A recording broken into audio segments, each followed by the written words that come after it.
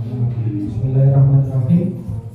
Assalamualaikum warahmatullahi wabarakatuh. Yang kami hormati Ibu Kepala Sekolah UPT SD Negeri 38 Gresik dan Ibu Pengajar Praktik Bu Diana dan Bapak Ibu Guru UPT SD 38 Gresik dan Ibu Bapak Guru UPT SMP Negeri 25 Gresik. Alhamdulillah, segala puji bagi Allah telah melimpahkan kita berupa nikmat yaitu kesehatan sehingga bisa berkumpul di sini dalam keadaan sehat walafiat.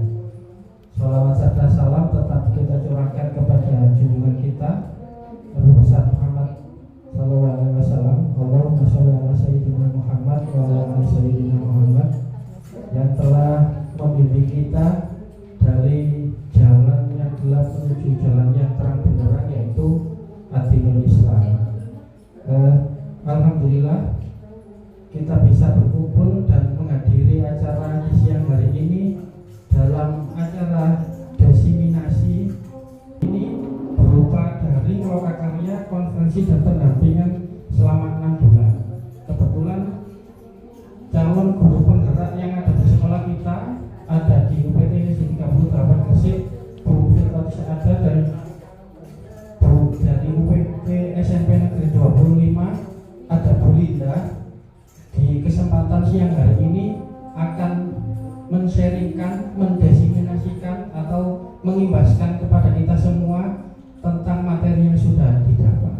Sebelum itu dimulai, barangkali ada prakata atau sambutan dari Ibu Kepala Sekolah UPT SD Negeri 38 Gresik untuk sebagai pengantar acara pada siang hari ini. Bagi untuk Bu Eni Pujiati dipersilakan lagi.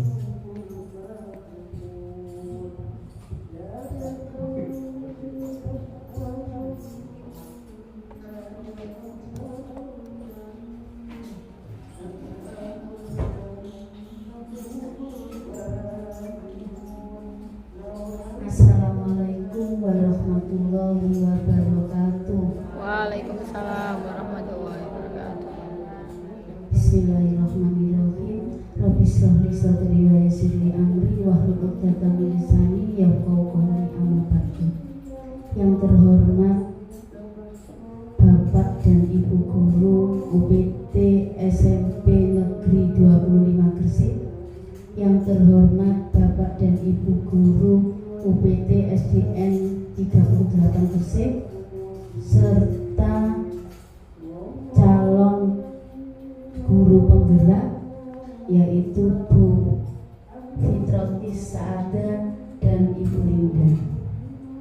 Pertama-tama marilah kita panjatkan puji syukur kehadirat Allah Subhanahu wa Ta'ala yang mana telah melimpahkan rahmat serta hidayahnya kepada kita semua, sehingga pada siang hari ini kita bisa berkumpul dalam rangka pengimbasan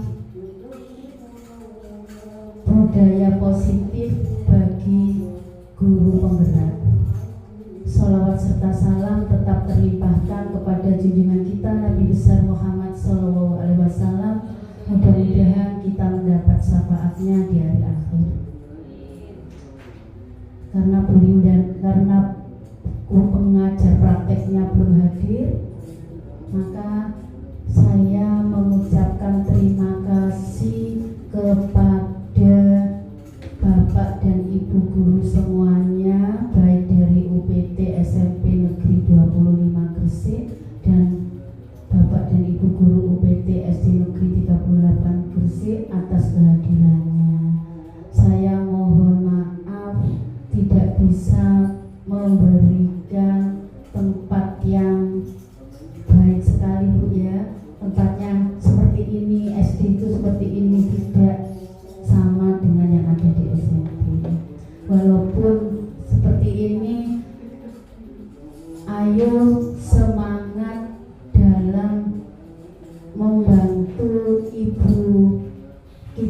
yaitu Bu Vivit dan Bu Linda dalam mengimplementasikan budaya positif, yaitu aksi nyata modul 1.4 calon guru penggerak angkatan 7. Mudah-mudahan ilmu yang disampaikan nanti bermanfaat dan bisa kita praktekkan di sekolah masing-masing. Itu Bu ya. Jadi monggo yang belum mendaftar sebagai guru penggerak setelah Bu Linda dan Bu Vivit semuanya monggo berpartisipasi untuk memajukan pendidikan di Indonesia ini. Semangat Bu ya. Masih muda-muda semua, monggo ya. Yang paling tua anak saya di sini.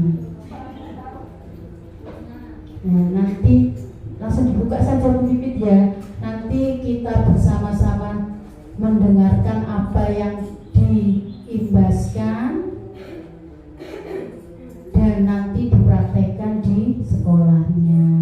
Tolong dilaksanakan dengan senang hati, walaupun cuacanya panas seperti ini, tapi tak lihat semangat semua dan mudah-mudahan mendapat pahala dari Allah SWT. Itu aja, saya akhiri sampai di sini. Assalamualaikum warahmatullahi wabarakatuh.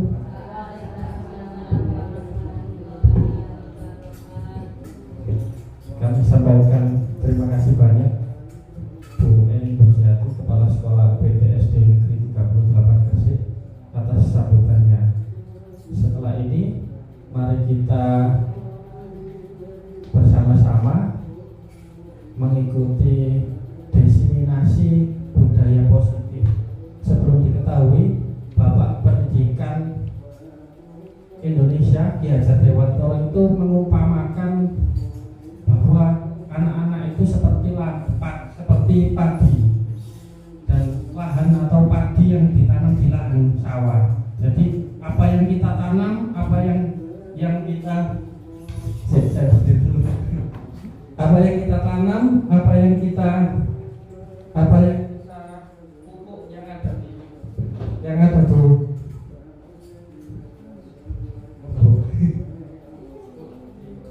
Tadi saya tempat dulu.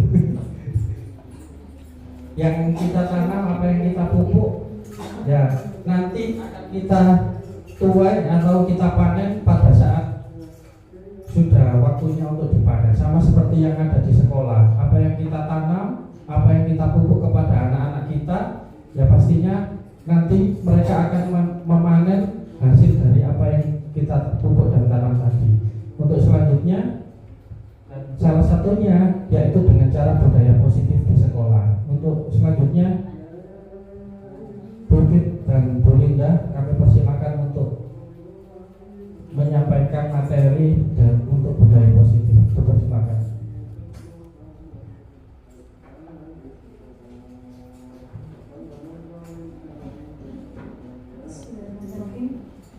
Terima kasih untuk Bapak Ahmad Maksumi sudah memberikan pengantar yang betul sekali apa yang disampaikan oleh beliau. Ibu-ibu dan bapak-bapak yang kami hormati, saya dan Bu Linda di sini akan menyampaikan tentang budaya positif terkait dengan aksi nyata pada modul 1.4. Tadi disampaikan oleh Bapak Ahmad Maksumi, kata beliaunya adalah diseminasi.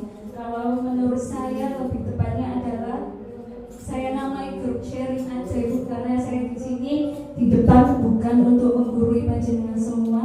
Saya di sini hanya sebagai salah satu dari JGP yang ingin berbagi tentang apa yang sudah kami pelajari. Saya bersama Bu Linda selama mengikuti PGP 2 bulan ini. Baiklah, terkait dengan budaya positif. Budaya itu artinya berarti kita lakukan sudah melalui pembiasaan atau yang biasanya dilakukan.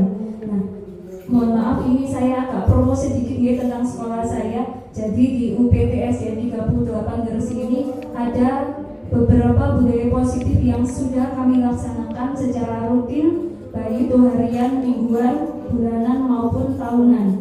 Salah satunya adalah di sekolah kami, budaya positifnya adalah mulai untuk semester 2 ini kami menerapkan beberapa pekan bahasa, yaitu tiap minggunya kami menggunakan password anak-anak sebelum masuk ke sekolah di gerbang.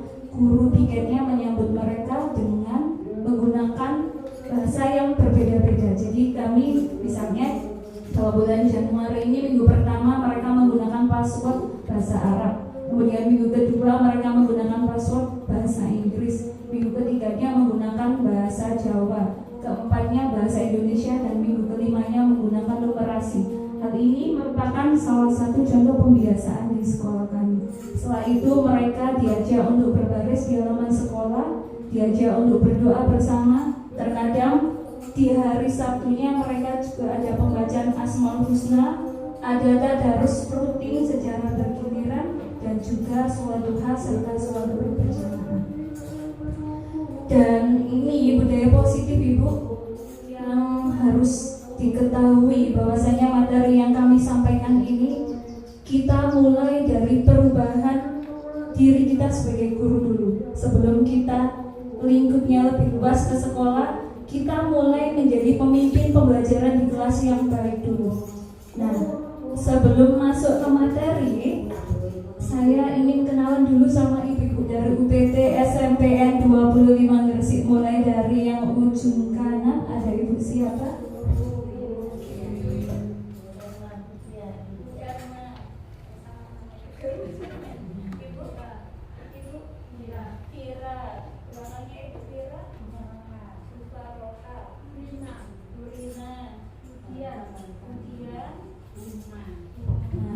Yang belakang Ibu Dita, sebelahnya Ibu Pipit juga, Pak. Nanti bisa gantian ya Bu ya. Nanti saya kalau misalnya saya ragu-ragu di sini, saya panggil Bu Pipit aja untuk menggantikan ya. Ibu, baik, sebelum masuk ke materi saya ada beberapa tebak-tebakan. Nah, ini tebak-tebakannya tentang tidak jauh dari pemahaman kita, yaitu tentang kebudayaan yang ada di Indonesia. Nanti kalau bisa menjawab dapat hadiah Ibu di akhir. Hadiahnya foto-foto Ibu, foto bersama.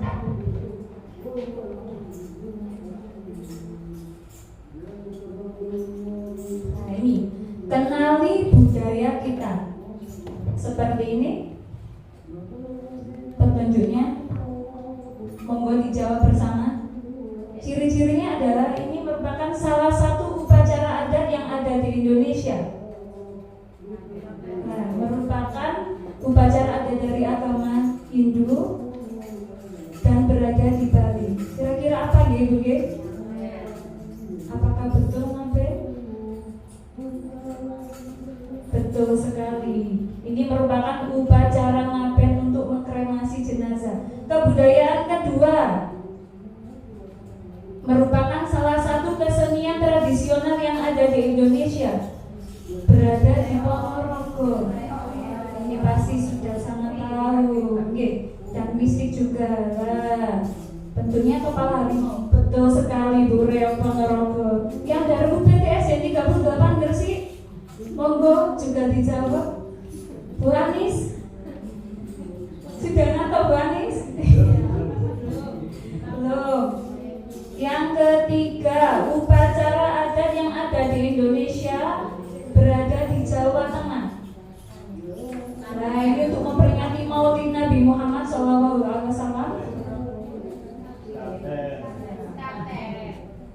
Teng, betul sekali Pak Ridwan. Jawabannya semangat. Sekaten Bu Pipit, betul. Tepuk tangan untuk Pak Ridwan. Oke, selanjutnya permainan tradisional yang ada di Indonesia, di Madura. Pinter. Lato-lato katanya Pak Zumi. Bukan Pak Zumi, ini balapan sapi. Betul sekali Bu, karapan sapi. Selanjutnya upacara adat yang ada di suku Tengger Gunung Bromo. Kasada dan kasodo gitu. Untuk meningkatkan hasil Betul, upacara kasodo. Selanjutnya, kesenian tradisional Jawa Tengah dimainkan oleh dalang, sejenis boneka dari kulit. Betul, Bu Anis, belakang tapi semangat. Wayang kulit. Nah, pintar Ibu Anis.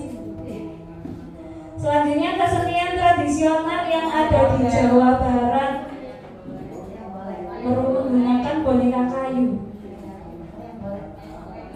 dimainkan oleh dalang. Wayang golek, betul sekali Bu. Nambah lagi Bu, apa sudah? Lagi, ya Allah, sebentar Bu, kurang satu Bu. Kesenian tradisional dari Cina. Biasanya ini langsung jawabannya bareng, saya belum selesai kok sudah dijawab. Kalah nih anak SD Bu biasanya ini. Betul sekali Bu, menggunakan barongsai. Ini mungkin nggak bisa jawab ini yang terakhir Bu. Upacara adat Toraja merupakan biasanya diperingati saat ada kematian.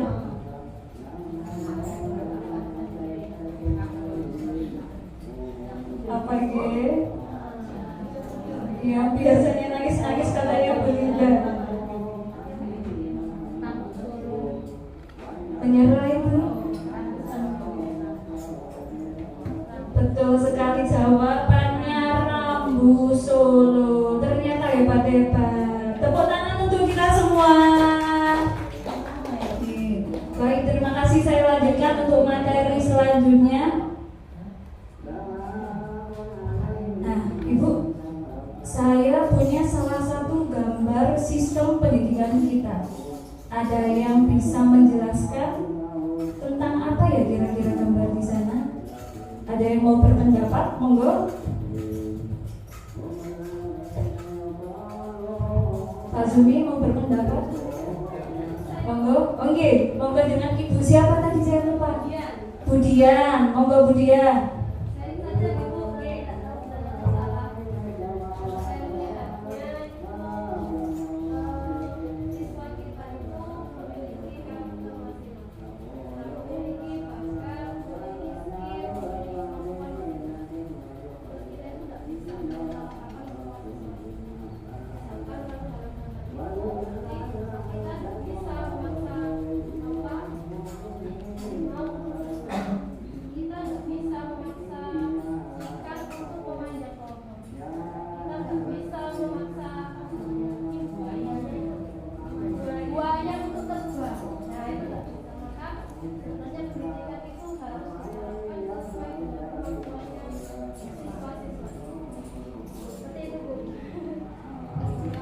Baik, terima kasih. Ada lagi yang mau berpendapat Ibu? Ada lagi? Sudah? Bu Dian sepertinya sudah mewakili jawaban teman-teman semua. Benar sekali apa yang dikatakan oleh Bu Dian, bahwasannya dari gambar tersebut menunjukkan bahwa sistem pendidikan di Indonesia ini ada yang harus dibenahi, Bu. Paradigma pendidikan kita di Indonesia saat ini, karena mungkin efek ganti kurikulum atau bagaimana, ini menjadi PR bagi kita sebagai guru, bahwasanya di kelas kita menemui beberapa atau hampir siswa yang kita hadapi itu mempunyai bakat, minat, kemampuan yang berbeda. Namun biasanya seringkali guru memberikan penilaian atau asesmen yang sama tanpa memperhatikan bahwasanya murid kita itu loh unik, murid kita itu loh punya banyak kelebihan, punya bakat yang berbeda-beda, dan kita tidak bisa menyamakan bakat mereka, kita tidak bisa menyamakan kemampuan mereka. Oleh karena itu Bapak Ki Hajar Dewantoro hadir dengan pendapatnya, pembelajaran dengan paradigma baru saat ini dirancang dengan pembelajaran yang berdiferensiasi. Setiap murid belajar sesuai dengan kebutuhan untuk mewujudkan profil pelajar Pancasila. Nah, mungkin ini bukan menjadi kata-kata yang asing bagi kita. Pembelajaran diferensiasi yaitu pembelajaran yang berpusat pada bagaimana cara kita sebagai guru mengatasi permasalahan siswa, mengatasi atau memberikan pelayanan kepada murid dengan kemampuan yang berbeda-beda untuk kita beri pelayanan pendidikan sesuai dengan kebutuhan mereka. Ibu, untuk mewujudkan profil pelajar Pancasila, masih ingat Ibu ada berapa dimensi profil pelajar Pancasila? Ada 6, betul sekali. Yang pertama adalah beriman, bertakwa kepada Tuhan Yang Maha Esa. Yang kedua,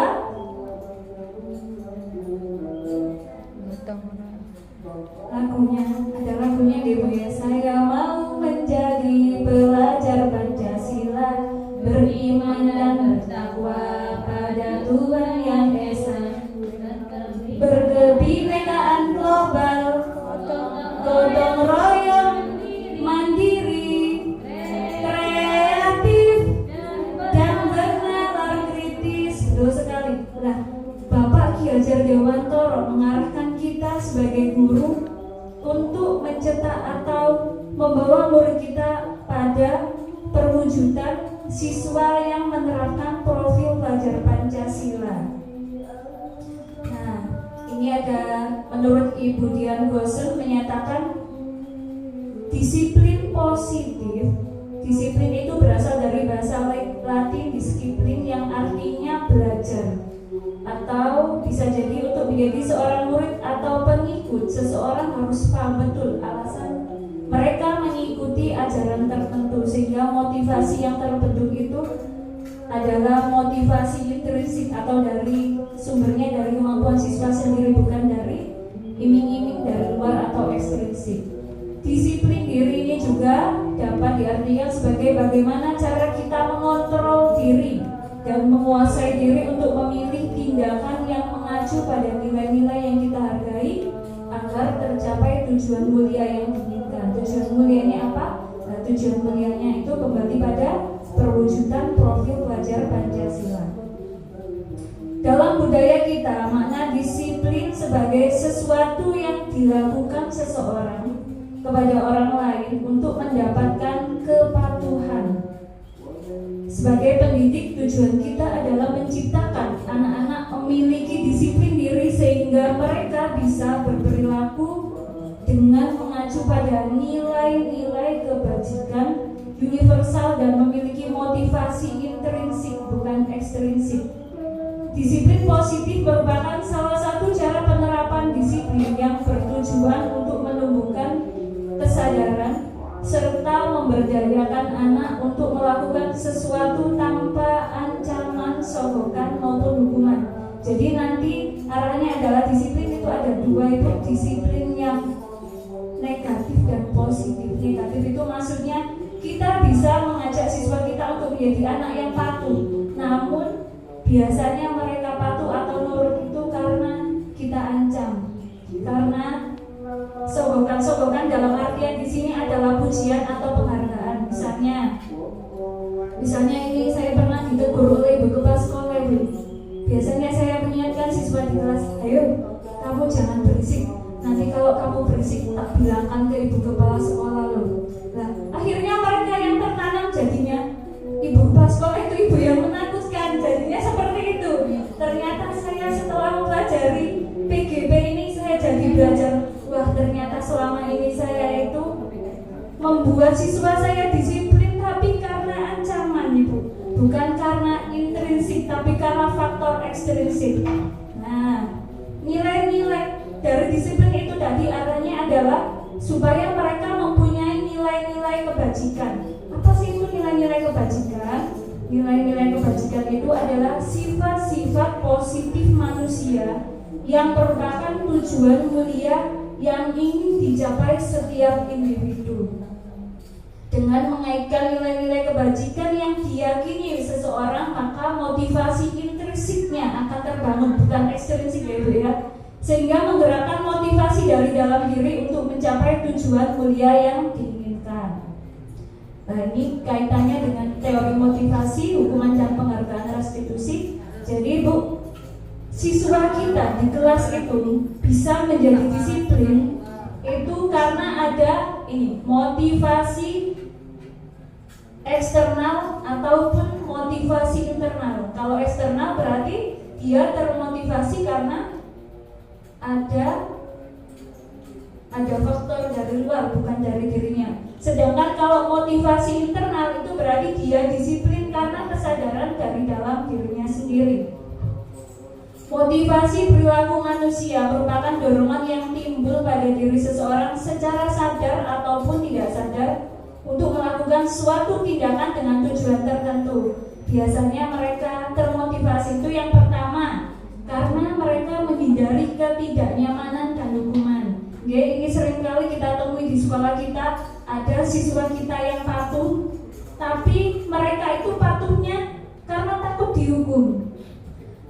Bu, aku loh hari ini hari Senin, berarti harus pakai atribut lengkap, pakai topi, pakai dasi, pakai sabuk, biar nanti nggak dihukum sama Bu Pipit misalnya seperti itu. Biar nanti kalau upacara nggak disuruh maju ke depan. Nah seperti itu merupakan salah satu contoh dari menghindari ketidaknyamanan dan hukuman. Yang kedua, mendapatkan imbalan atau penghargaan dari orang lain. Nah, ini mungkin secara tidak kita sadari di kelas biasanya murid melakukan disiplin diri karena ingin mendapat pujian atau penghargaan. Contohnya kecilnya di sini di kelas 3 ada papan prestasi.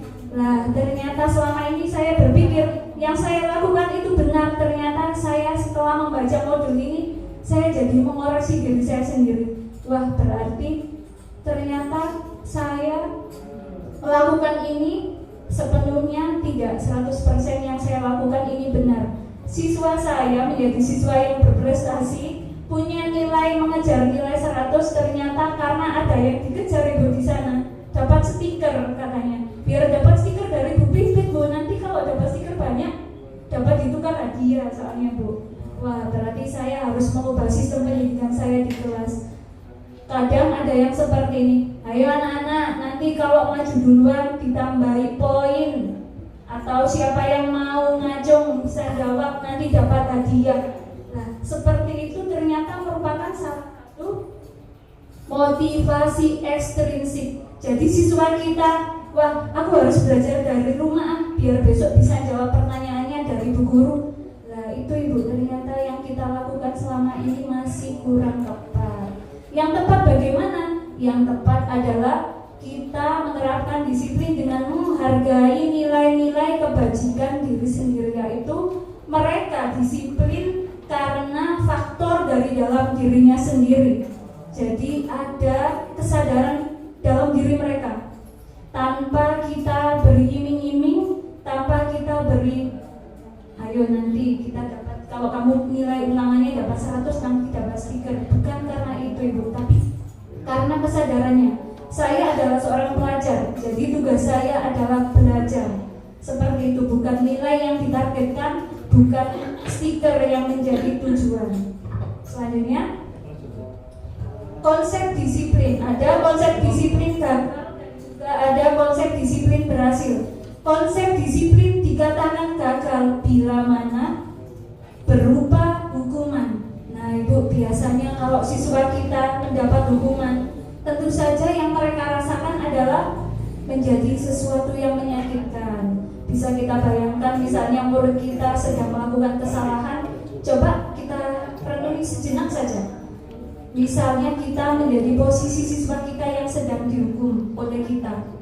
Nah, tentu saja ini yang dirasakan, mungkin kita tidak bisa membaca perasaan siswa kita, tapi mereka yang merasakan tentu menyakitkan mendapat hukuman dari kita.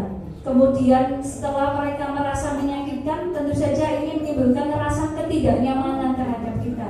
Akhirnya mereka kalau ada masalah tidak mau terbuka ke kita, tertutup, gak mau cerita. Kemudian akan menjadi takut lah, seperti tadi. Ayo nanti kalau rame tak bilangkan ke ibu kepala sekolah. Akhirnya mereka mindsetnya yang terbentuk adalah saya harus diam, saya harus lewat ke Bu Guru supaya tidak dihantui, tidak dimarahi oleh ibu kepala sekolah. Itu saya salah lagi Bu. Mohon maaf ibu ya nih, nanti saya perbaiki. Selanjutnya adalah kita menyebabkan anak menjadi terpaksa, memaksa murid. Kamu harus pakai lengkap. loh, itu kan sebenarnya adalah secara tidak kita sadari adalah sebuah paksaan, Bu. Selanjutnya menyembunyikan kesalahan. Nah, karena dihukum akhirnya mereka tidak mau cerita kesalahan-kesalahan itu, sedikit demi sedikit mereka tutupi. Dan kita sebagai guru yang misalnya kita tidak benar-benar peduli, tidak benar-benar perhatian kepada siswa, tentu kita tidak akan tahu permasalahan siswa kita itu apa. Oleh karena itu tugas guru itu memang sangat super ekstra, Ibu. Selain memberikan pengajaran, juga harus peduli terhadap siswa, harus memberi perhatian penuh bagaimana psikologis mereka. Dan selanjutnya yang terakhir yaitu murid menjadi rendah diri. Jadi kalau misalnya ada kasus pembulian, ada kasus ejekan atau hinaan yang lain, itu tidak serta-merta bukan kesalahan siswa kita. Barangkali itu adalah kesalahan dari kita, bagaimana cara kita menyikapi selama ini pada siswa kita. Selanjutnya dikatakan gagal lagi jika berupa penghargaan tadi. Penghargaan ini ternyata tidak efektif karena ternyata mereka termotivasi dalam jangka waktu yang pendek saja. Jadi mereka berubah atau mereka menjadi siswa yang tiba-tiba rajin atau tiba-tiba disiplin, tapi bukan dalam jangka waktu yang panjang, hanya dalam itu saja, untuk satu tujuan itu saja. Selanjutnya bisa merusak hubungan. Misalnya saya memberikan hadiah ke Bu Yuyun, misalnya Bu Yuyun ini karena selalu mendapat nilai 100 terus. Akhirnya teman-teman yang lain dari ibu-ibu yang lain, misalnya sebagai teman Bu Yuyun, pasti merasa iri. Kok Bu Yuyun itu terus yang dapat hadiah? Meskipun sebenarnya nilainya tidak lebih baik dari Bu Yuyun, tapi pasti dalam dirinya, dalam hatinya mereka, dalam hati kecilnya, saya kan juga pengen diberlakukan seperti itu. Jangan Bu Yuyun terus, Bu. Tapi mereka mungkin tidak mau mengutarakannya kepada kita. Dan bisa saja ibu mereka jadi berpikir, Bu itu loh tidak adil sama kita semua. Yang dibayi-bayi yang dapat stiker loh Bu Yuyun aja. Itu. Menghukum dengan sistem ranking. Ini dan juga mematikan kreativitas. Menghukum dengan sistem ranking itu maksudnya selama ini pendidikan kita sudah mulai diperbaiki, yaitu kita sudah tidak menggunakan ranking. Itulah sebabnya kenapa, karena biasanya penggunaan sistem ranking itu bagi anak yang nilainya terbawah itu memberikan dampak negatif yang banyak sekali, Bu. Mereka bisa saja tidak termotivasi untuk belajar, jadi merasa mindsetnya aku bodoh, jadi terus aku gak usah belajar, aku oleh ranking terakhir aja, Bu. Jadinya seperti itu. Kemudian merampas hak menghargai dirinya. Nah, ini konsep disiplin dikatakan berhasil bila mana konsekuensi. Kita sering mendengar kata konsekuensi. Nah, konsekuensi ini ternyata merupakan bisa memberikan efek jangka pendek, masih jangka pendek, Bu. Kemudian perlu monitoring berkelanjutan. Contoh realnya seperti ini. Misalnya saya punya murid bernama Zumi, misalnya ya. Zumi lari-lari.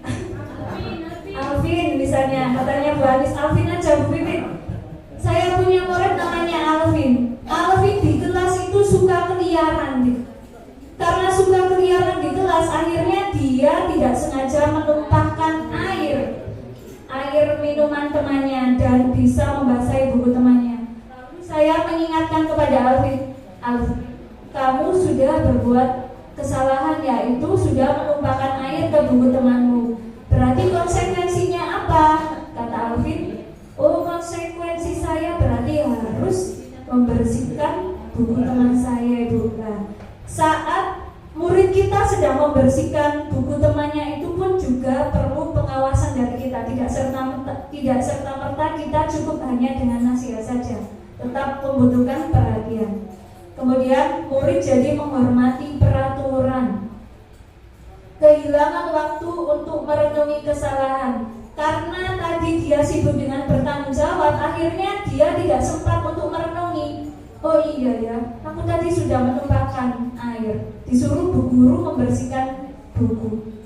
Mereka belum sempat untuk merenungi. Kira-kira kenapa ya aku kok tadi disuruh membersihkan buku. Belum sempat itu mereka sudah diminta guru untuk membersihkan bukunya. Belum ada waktu untuk merenungi kesalahannya. Yang paling tepat lalu apa, Bu? Yang paling tepat adalah restitusi. Ini saya juga baru dapat istilah ini gara-gara PGP, Bu. Sebelumnya juga saya nggak tahu restitusi itu apa.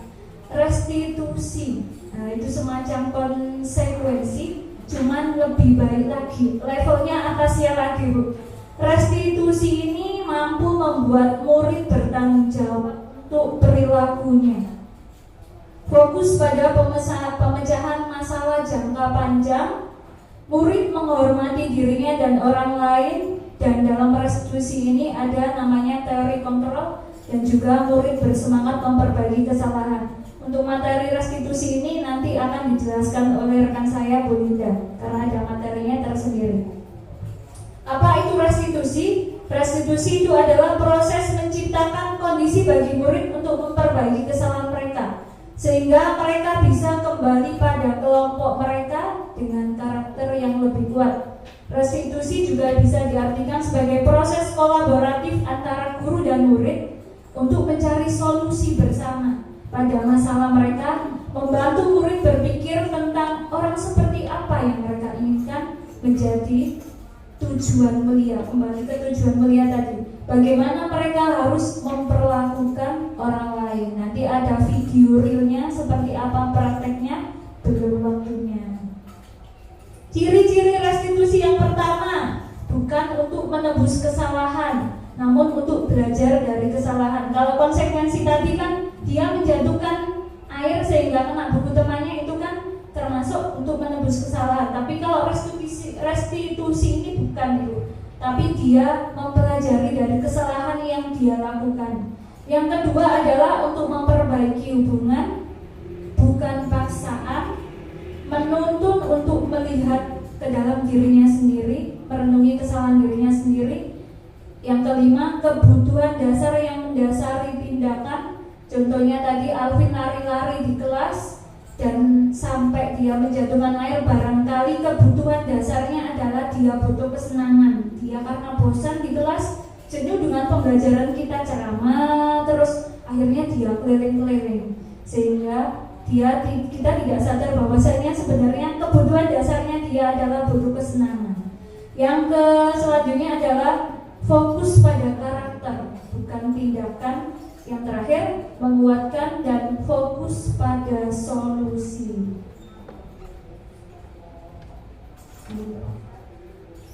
Nah ini, Bu, contoh perbedaannya antara hukuman, konsekuensi, dan restitusi. Contohnya, ada siswa yang tidak mengerjakan PR. Kalau hukuman biasanya kita menyuruh mereka, ayo kamu belum mengerjakan PR bahasa Jawa hari ini, silakan keluar, hormat bendera selama 10 menit.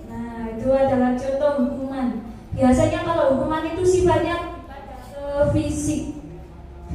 Jadi yang yang difokuskan seorang guru itu adalah fisiknya, sehingga gurunya jadi marah dan murid juga menjadi takut.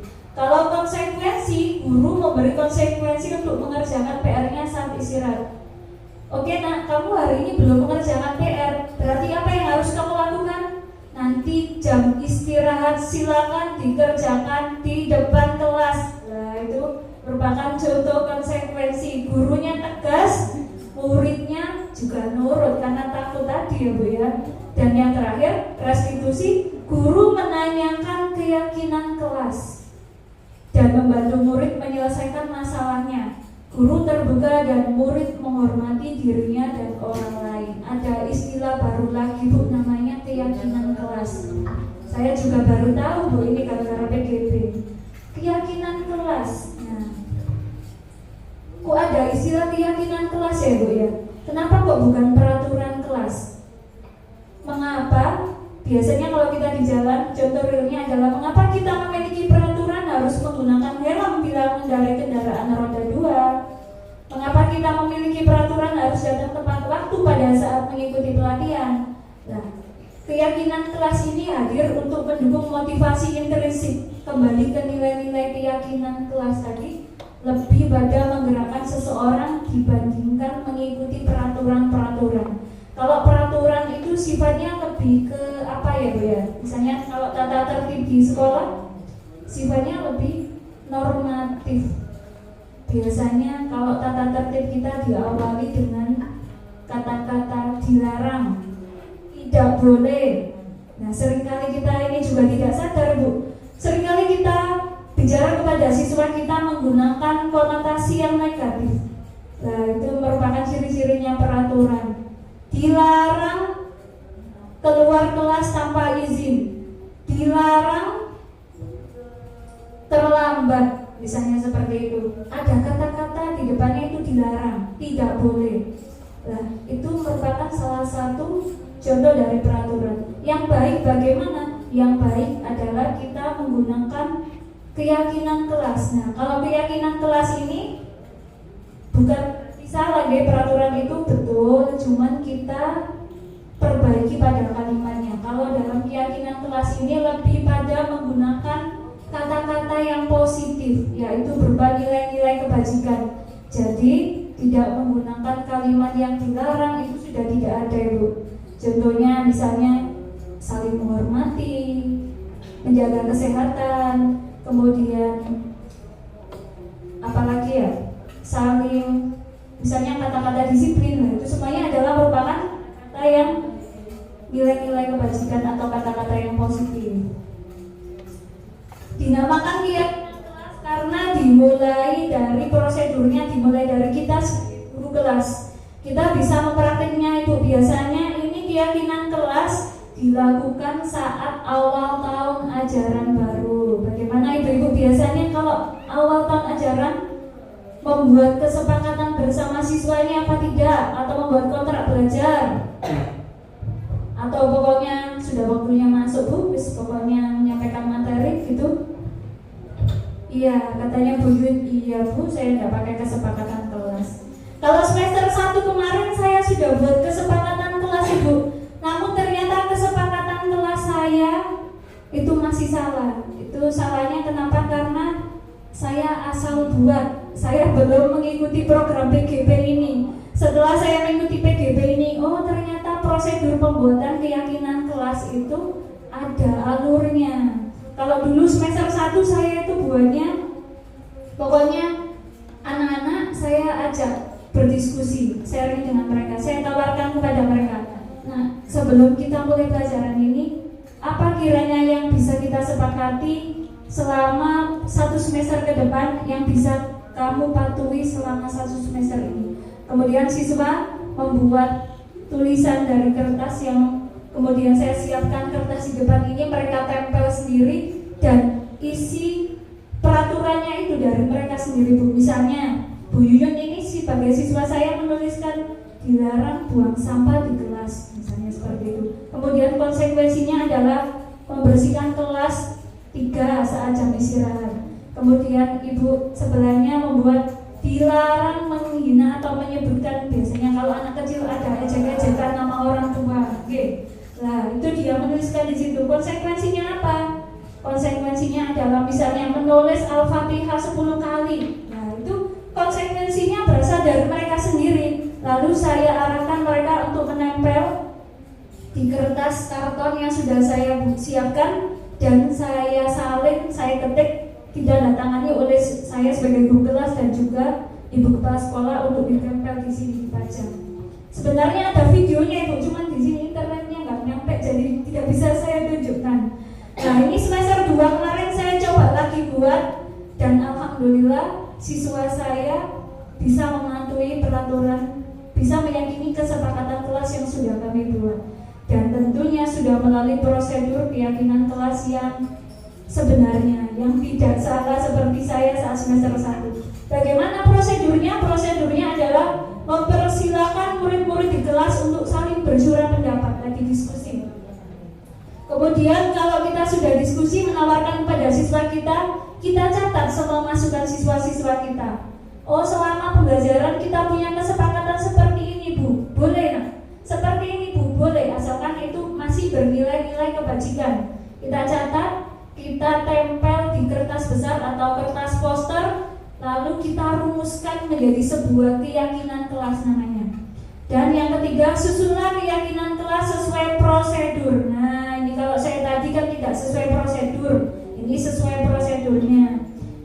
gantilah kalimat-kalimat dalam bentuk negatif menjadi positif, supaya yang tertanam di pikiran anak kita itu bukan pikiran yang negatif, itu bukan apa ya, mereka disiplin bukan karena larangan, dilarang ini nak, kamu tidak boleh, tidak boleh, tidak boleh. Nah akhirnya yang tertanam itu bukan positifnya ibu, tapi yang tertanam di mereka itu adalah tidak boleh, tidak boleh, tidak boleh, negatifnya.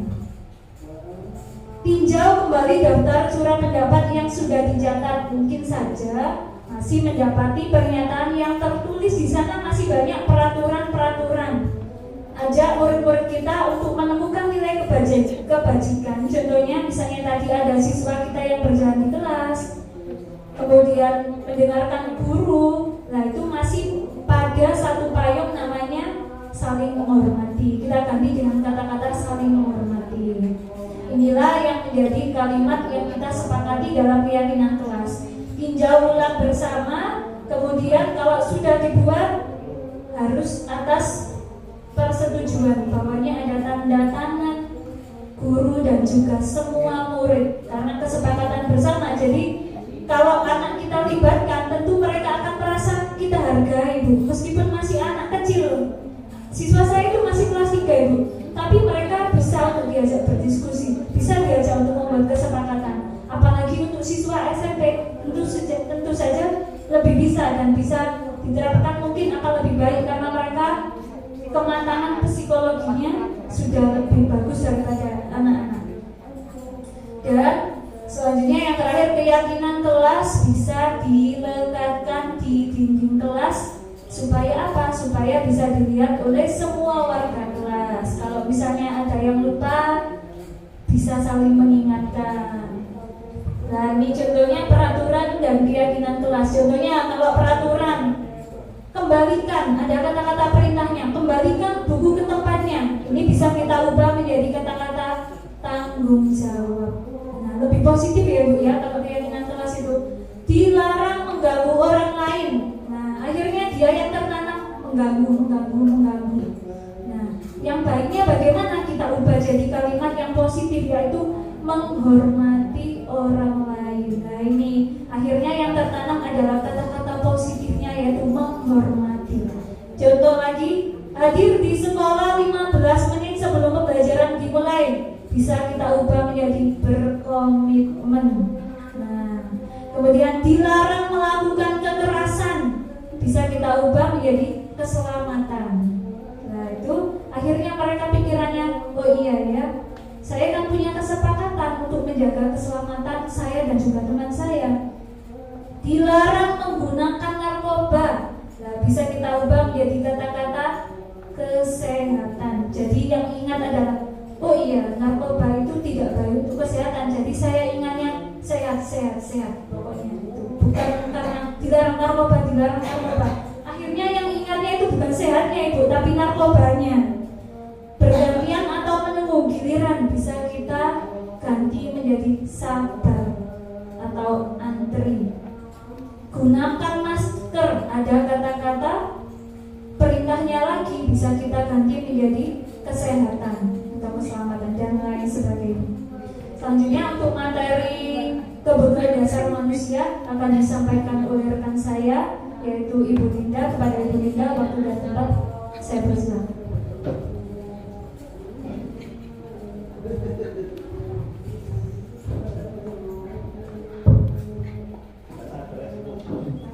Terima kasih atas kesempatannya. Pertama-tama saya ingin mengucapkan terima kasih sekali lagi pada Bapak Ibu yang bersedia meluangkan waktu yang super sibuk di sini untuk mengikuti acara kami. Yang terhormat Ibu Kepala Sekolah Bu Eni, yang terhormat Ibu Pengajar Praktek Budiana, kemudian moderator Bapak Zumi, Bapak Ibu yang terhormat Bapak Ibu semua, terima kasih. Untuk selanjutnya saya akan menyaring. Jadi di sini sekali lagi seperti yang diucapkan Bu Bibi tadi, kami bukan bermaksud untuk menggurui, tapi kami hanya ingin berbagi apa yang sudah kami dapatkan pada program guru penggerak yang sedang kami jalani. Untuk selanjutnya materi kebutuhan dasar manusia dan dunia berkualitas. Ternyata kita sebagai manusia dan juga siswa-siswi kita sebagai manusia itu memiliki kebutuhan dasar yang tidak bisa kita kesampingkan. Apa saja kebutuhan dasar manusia itu? Bisa kita lihat, ada kebutuhan untuk bertahan hidup, kemudian kasih sayang dan rasa diterima, kebutuhan untuk penguasaan, kebutuhan untuk kebebasan dan juga kesenangan. Untuk kebutuhan pertama yaitu kebutuhan untuk bertahan hidup. Kebutuhan untuk bertahan hidup ini siswa-siswi kita dan juga kita sebenarnya punya dua kebutuhan bertahan hidup, yaitu secara psikis dan secara fisik. Yang secara psikis yaitu kebutuhan untuk merasa aman. Jadi siswa kita butuh rasa aman. Dari mana? Dari sekelilingnya, entah itu teman, bahkan rasa aman dari guru juga. Rasa aman dari guru juga. Kemudian kebutuhan yang bersifat psikologis.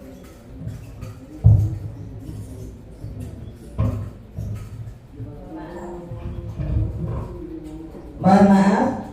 Kebutuhan sekarang yang bersifat fisiologis, yaitu tentang kesehatan, kemudian sandang, pangan, dan juga papan. Seperti contohnya, agar murid kita dapat belajar dengan baik, bagaimana mungkin murid kita bisa belajar dengan baik jika dia merasa lapar? Contoh, berangkat sekolah, anak-anak sudah sarapan? Belum, Bu. Akhirnya lemas, belum sarapan. Kemudian ada yang minta izin makan dulu dan sebagainya. Itu kebutuhan tentang rasa laparnya belum tercukupi. Oleh sebab itu, untuk memulai pelajaran, sebaiknya kebutuhan-kebutuhan tersebut kita cukupi. Bu, dari rumah, Bu, bagaimana? Orang tua juga harus mendukung.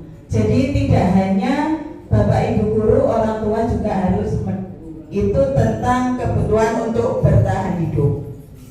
Kemudian kedua, kebutuhan kasih sayang dan merasa diterima. Jadi anak-anak itu butuh kasih sayang dan merasa dirinya diterima di situ. Meliputi apa? Meliputi kebutuhan koneksi sosial, kemudian kebutuhan memberi dan menerima kasih sayang, dan juga kebutuhan untuk merasa bagian dari suatu kelompok. Jadi dia tidak disendirikan, jadi bersama-sama. Kebutuhan ini juga meliputi kebutuhan untuk terhubung, yaitu tadi dengan teman, dengan keluarga, kalau sudah dewasa dengan pasangan hidup, teman kerja, dan sekelilingnya juga, bahkan dengan binatang-binatang peliharaan juga merasa terhubung. Itu adalah kasih sayang dan rasa diterima. Itu yang kedua. Kemudian kebutuhan dasar manusia yang ketiga adalah kebutuhan tentang penguasaan, kemampuan atas kemampuan. Anak-anak kita kalau merasa dia sudah mengerjakan sesuatu, kemudian kita hargai, bahkan jika sesuai dengan keinginan kita puji, itu akan senang sekali. Itu karena kebutuhan dasar manusia, termasuk anak-anak.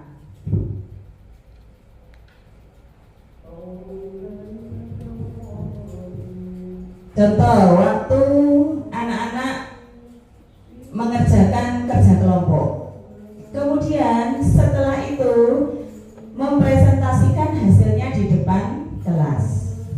Jika anak-anak sudah selesai, kemudian semuanya bertepuk tangan, kemudian ada yang merasa penasaran dengan apa yang dikerjakan, itu akan sangat sekali untuk membantu anak tersebut memperoleh kebutuhan untuk pengakuan atas kemampuannya. Kebutuhan berikutnya adalah kebebasan. Untuk kebebasan pada seorang siswa, alhamdulillah sistem pendidikan kita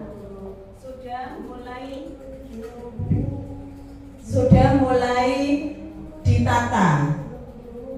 Dengan apa, Bu? Mulai dengan kurikulum merdeka. Yang mungkin sudah mulai dengan kurikulum merdeka bisa merasakan anak-anak untuk mengerjakan proyek tertentu itu dikasih pilihan. Contoh yang saya contohkan di sekolah saya. Di sekolah saya untuk yang anak-anak kelas 7 itu disediakan atau diangket minat apa yang diinginkan anak-anak.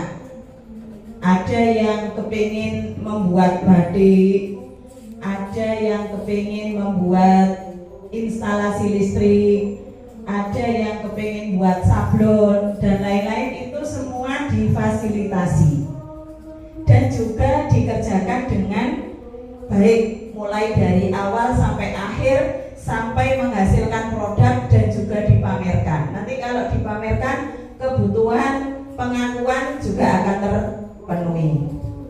Ini kebebasan ya.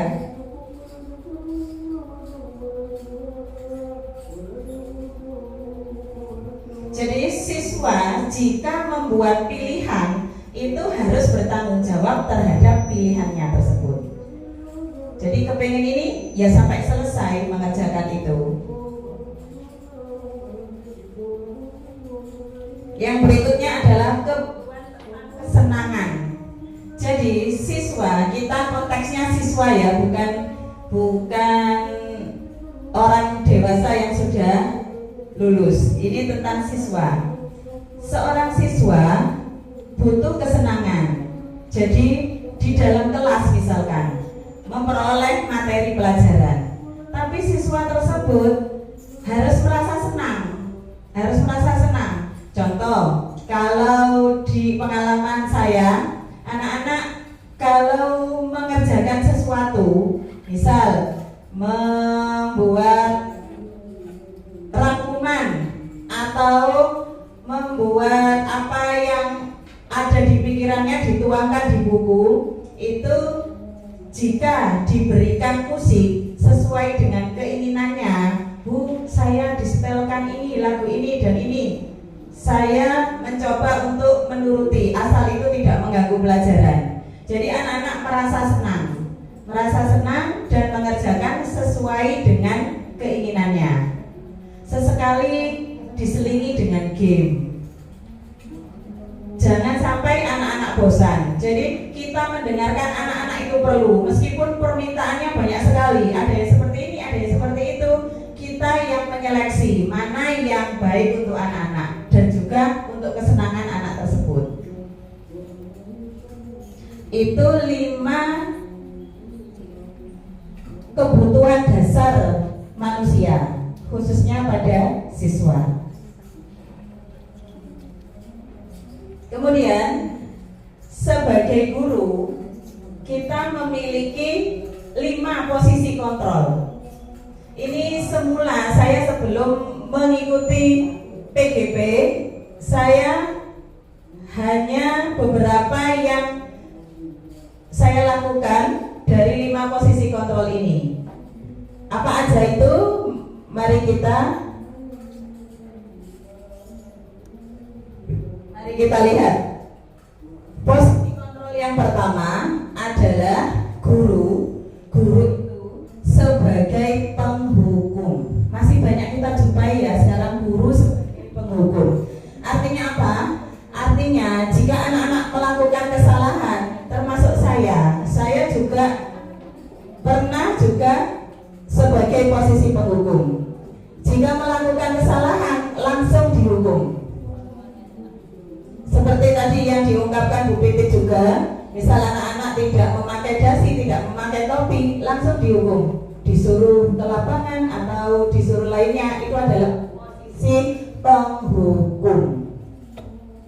Kemudian posisi yang kedua, membuat orang merasa bersalah atau membuat siswa merasa bersalah. Membuat siswa merasa bersalah itu contohnya, anak-anak Bu Linda sudah dari tadi membuat soal banyak sekali sampai tidak tidur. Dari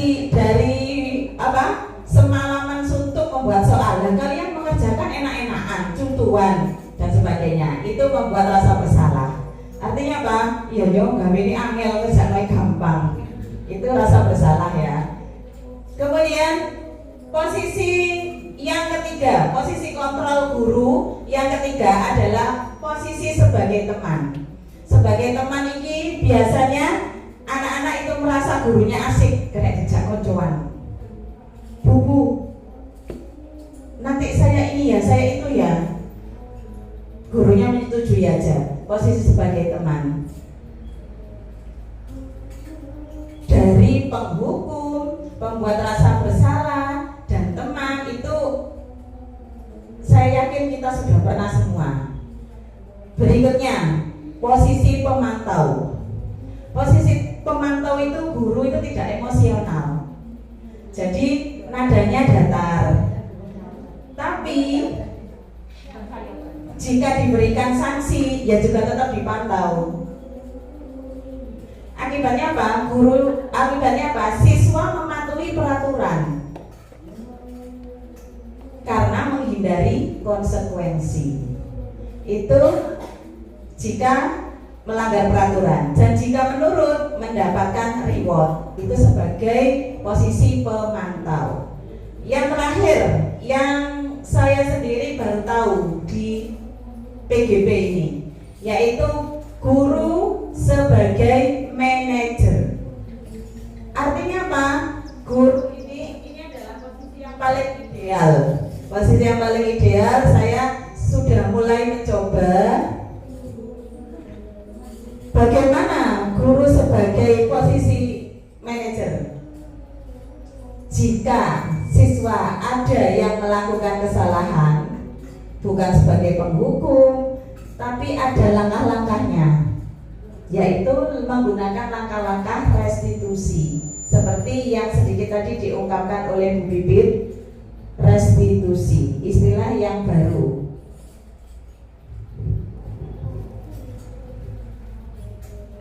Yang ini yang tadi untuk posisi kita langsung ke segitiga restitusi.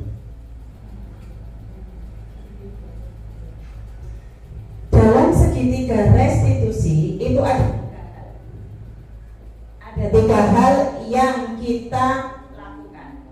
Yang pertama adalah menstabilkan identitas. Kemudian yang kedua adalah validasi tindakan salah. Dan yang ketiga adalah menanyakan keyakinan. Apa saja itu contoh-contohnya, kita lihat. Untuk menstabilkan identitas itu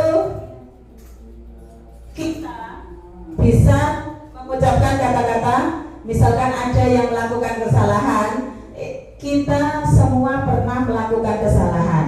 Biar tidak kaget, kita semua pernah melakukan kesalahan. Kemudian yang kedua, validasi tindakan yang salah. Validasi tindakan yang salah itu menanyakan pada siswa, apakah alasan siswa melakukan kesalahan tersebut.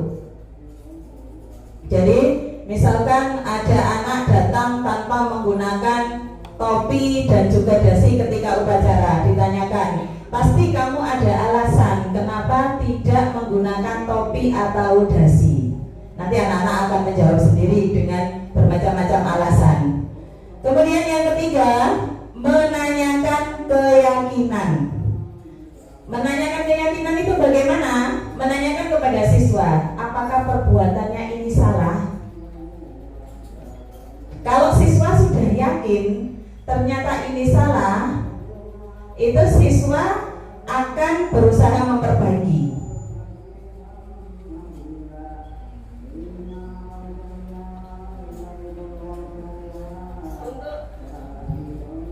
Contohnya akan saya putarkan sebuah video.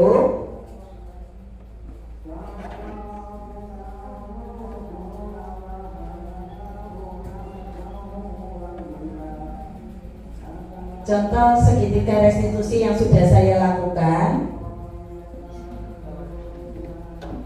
Di ini.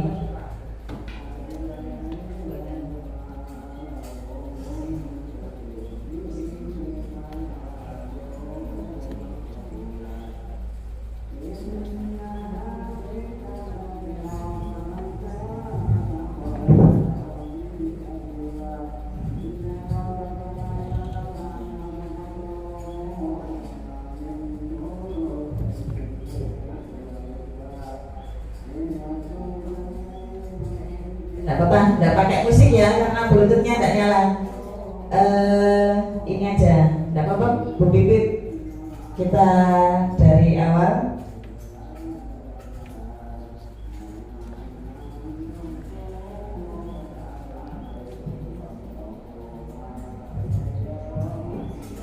Ini pengertian restitusi.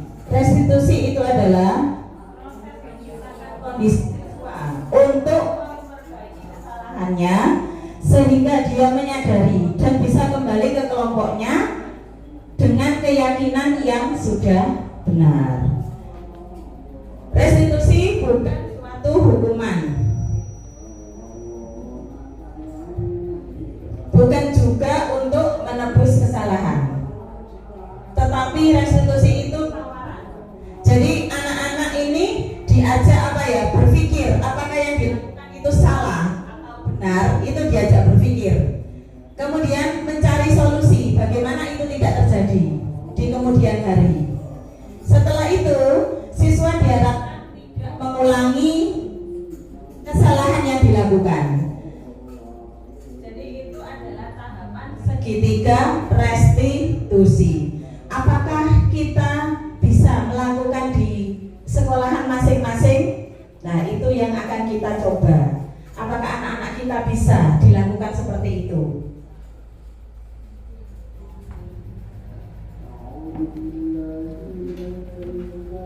Ini tadi tahapan-tahapan segitiga.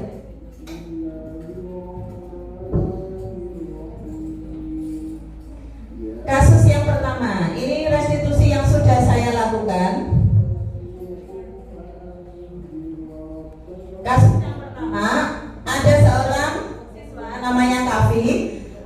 Pada waktu kegiatan khataman itu Kavi menggunakan celana jeans, tidak memakai sesuai dengan yang disepakati bersama.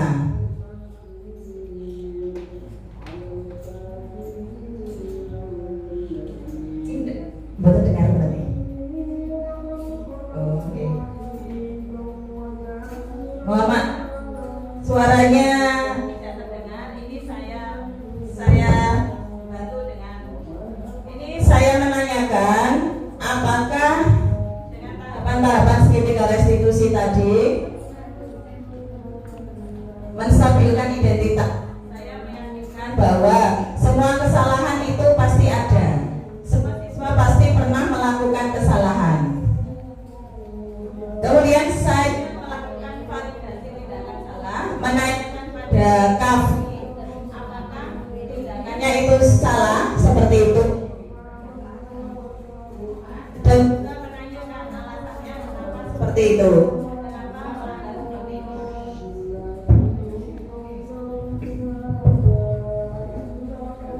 Buatan apa? Jadi saya tanyakan kenapa tidak memakai celana jeans, kenapa tidak memakai pakaian sesuai dengan kesepakatan, yaitu sarung dan baju takwa. Ternyata Kavi ini alasannya datangnya terburu-buru dan mengambil apa yang sudah ada di depannya. Akhirnya dia memakai celana jeans. Terus kemudian saya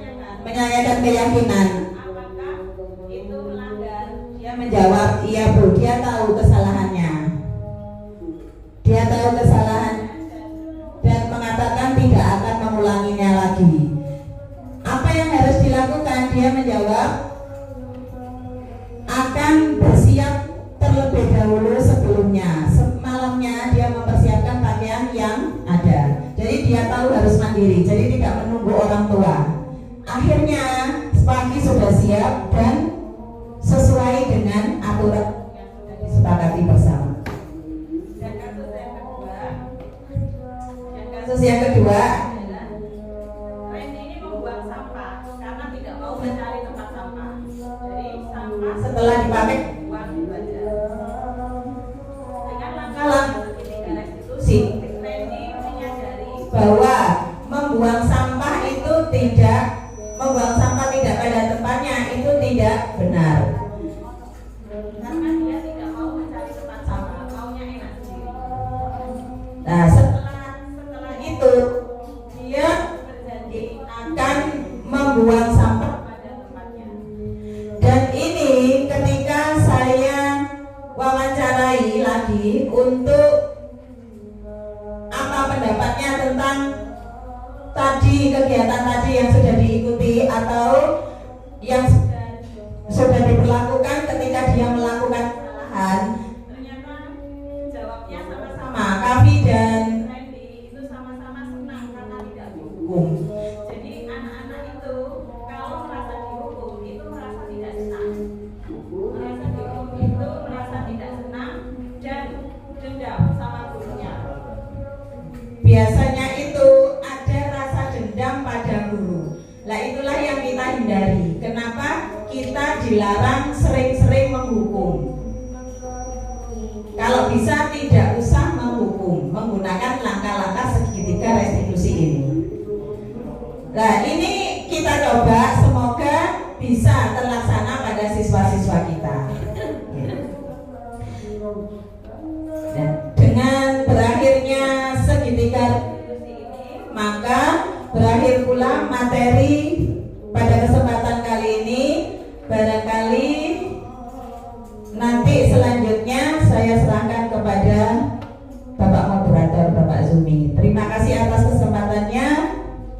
Assalamualaikum warahmatullahi wabarakatuh.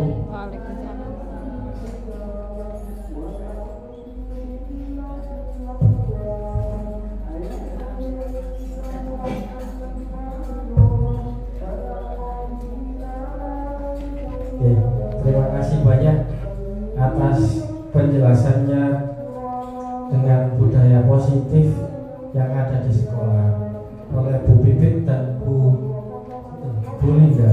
Ya.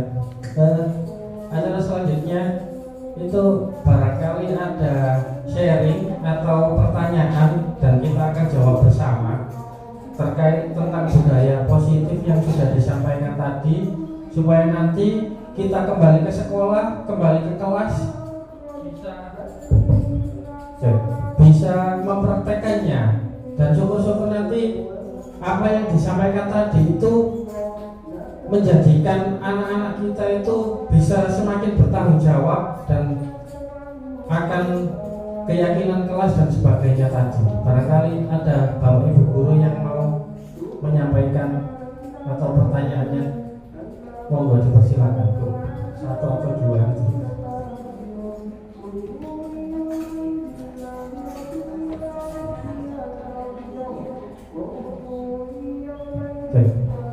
Oke, saya tawarkan lagi. Oke, kalau tidak ada, barangkali ada pesan dan kesan dari pengajar praktik calon guru penggerak untuk Ibu Diana barangkali. Bismillahirrahmanirrahim. Assalamualaikum warahmatullahi wabarakatuh. Waalaikumsalam. Bismillahirrahmanirrahim. La haula wala quwata illa billah. Amma ba'd. Yang saya hormati Ibu Eni selaku Kepala Sekolah UPT SDNegeri 38 Gresik, yang saya hormati dan saya banggakan ibu-ibu calon guru penggerak, Ibu Linda dan juga Ibu Bibit, yang saya banggakan juga rekan-rekan guru dari UPT SD Negeri 38 adalah pada UPT SMP Negeri 25 Gresik. Langsung saja ya, jadi saya ingin menyampaikan ucapan terima kasih untuk para calon guru penggerak ini. Beliau berdua memang luar biasa. Satu kata mungkin yang ingin saya sampaikan, semoga Bu Pipit dan juga Bu Linda menginspirasi. Jadi begini Bapak Ibu, intinya dari PGP program guru penggerak itu mencetak guru sebagai pemimpin pembelajaran. Artinya bagaimana kita menjadi pemimpin pembelajaran yang baik untuk tujuan nasional kita, tujuan pendidikan nasional kita, pada akhirnya bagaimana mencetak siswa yang memiliki profil pelajar Pancasila. Profil pelajar Pancasila lebih pada ke karakter, bukan di akademik. Begitu. Jadi, untuk menciptakan ini di program guru penggerak itu luar biasa. Saya itu pengajar praktik itu yang mendampingi. Jadi tim dari program guru penggerak. Jadi guru penggerak itu didampingi oleh kata instruktur saya. Ada angkatan darat dan angkatan udara. Nah, mereka ini, beliau ini didampingi oleh angkatan udaranya, yaitu instruktur dan fasilitator. Angkatan daratnya saya, pengajar praktiknya. Saya sebagai coach, saya sebagai kompornya, kan gitu loh. Kalau mereka mengalami mulai males, saya nyoba untuk memotivasi lagi. Tapi JGP saya kebetulan tidak ada yang males.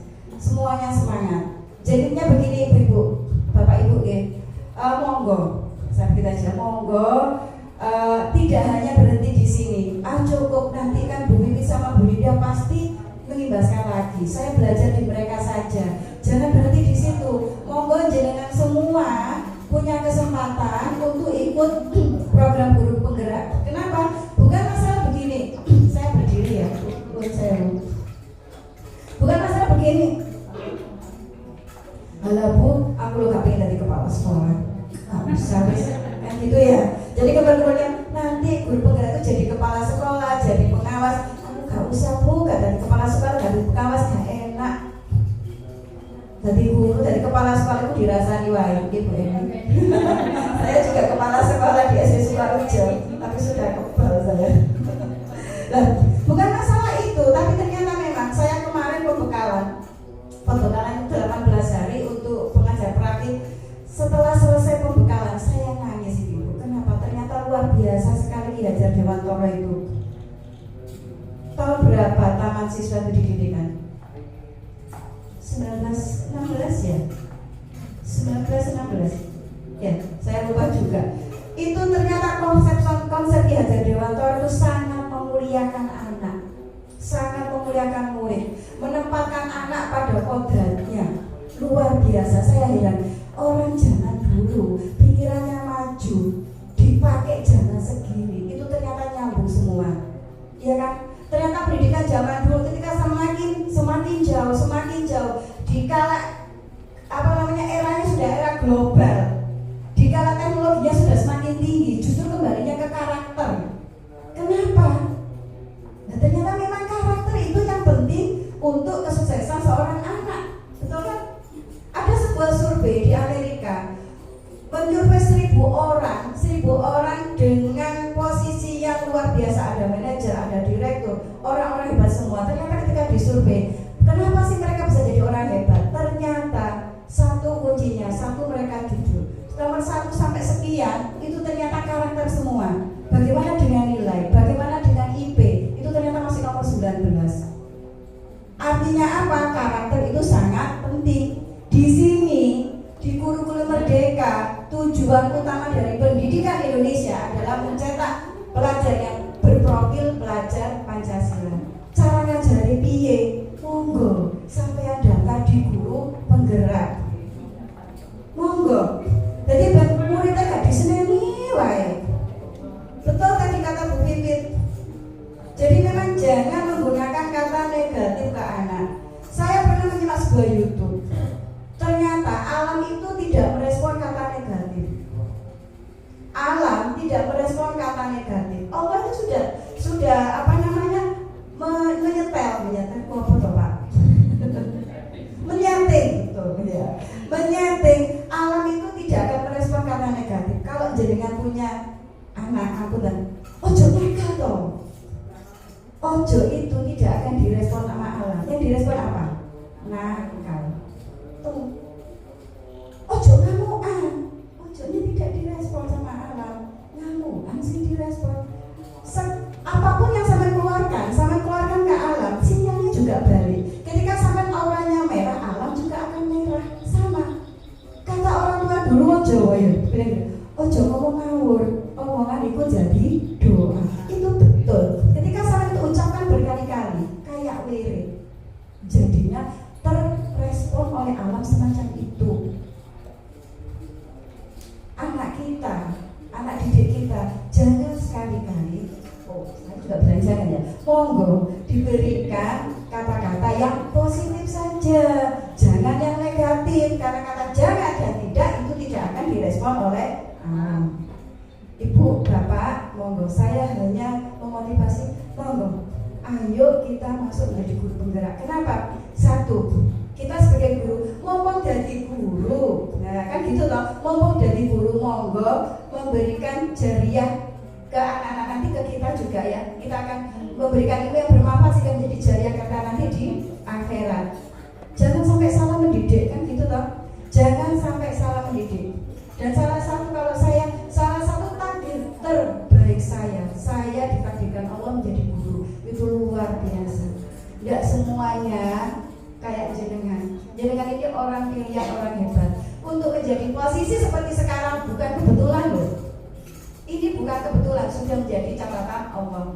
Monggo, artinya kita harus mengembangkan diri. Bagaimana kita menjadi guru yang menginspirasi anak-anak kita. Jangan sampai anak itu dendam. Betul, saya dulu punya teman karena saking juweng kali dek guru nih. Maaf, teman saya itu sampai itu apa namanya? Balis, ada loh Bu Eni. Itu loh ditusuk sama paku. Saking juwengnya, jangan sampai. Oke. Sekali lagi saya terima kasih untuk Bu Linda dan Bu Pipit, betul sekali di guru penggerak di kurikulum Merdeka itu luar biasa pembelajarannya. Dan saya setelah itu saya sampai gini, saya ngomong sama suami saya ketika selesai pembekalan, saya jatuh cinta sama dia jadi orang. Betul. Oh, uang kecil hebatnya. Akhirnya saya cari Bapak Ibu, saya cari apa namanya biografinya beliau. Ternyata beliau memang, coba dilihat, ternyata beliau memang turun seorang wali. Atas itu wali. Pemikirannya luar biasa. Sangat, kalau dalam istilah ekstrimnya, kalau saya membacanya ekstrim ya, menghamba pada anak. Gitu, Bapak. Artinya apa sih menghamba? Betul-betul menempatkan anak pada posisinya, pada kodratnya. Itu tadi yang disampaikan oleh Pak Moderator. Jangan sampai wong pari kok cara menangannya gak pari, ya gak jadi. Ya tetap tuh bu pari, tapi bu mengkeret, bu elek, bu piye, karena memang kita tidak mengerti cara mengelolanya. Semangat Bapak Ibu, monggo. Saya sekali lagi sebagai pengajar praktik, monggo ayolah kita, kalau dari ada kegiatan aksi nyata, tergerak hatinya, setelah itu monggo bergerak dengan mengikuti program guru penggerak, dan nanti menggerakkan seperti Bu Pipi dan juga Bu Linda menggerakkan jenengan bagaimana supaya untuk mengikuti jalan beliau berdua. Untuk saya akhiri. Wabillahi taufiq wal hidayah. Wassalamualaikum warahmatullahi wabarakatuh.